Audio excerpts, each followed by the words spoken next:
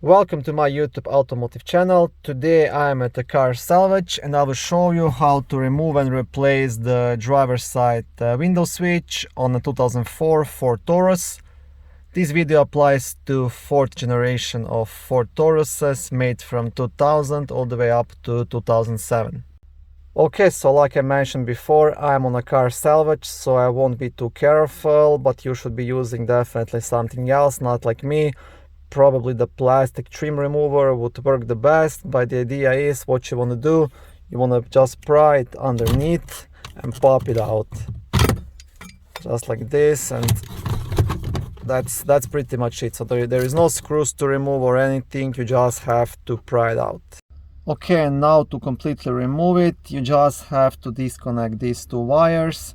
So there is a clip on top of each of these connectors. So what you want to do, you just want to push onto it and pull it straight out, just like this. And the other one, same thing, just like this. And this is how you remove your window switch on a 2004 Ford Taurus. Okay, thank you for watching this short video. I hope it was helpful and educational. If it was, please like it and consider subscribing to my YouTube automotive channel. On my channel you can find lots of how-to videos, do-it-yourself videos, car reviews, product reviews and other similar automotive topics.